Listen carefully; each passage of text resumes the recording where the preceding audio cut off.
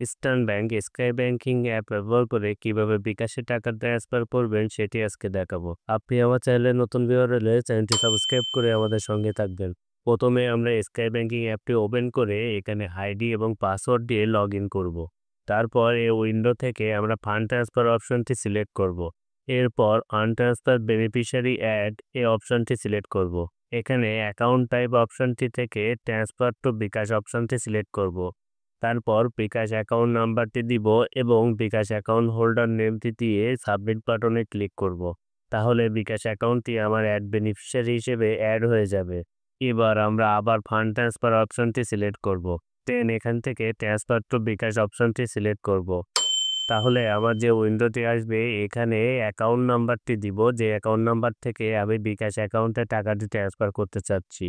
দেন beneficiary name অপশনটি থেকে আমার অ্যাড করা বেনিফিশিয়ারি নেমটি সিলেক্ট করলে অটোমেটিক্যালি বিকাশ অ্যাকাউন্ট নাম্বারটি চলে আসবে।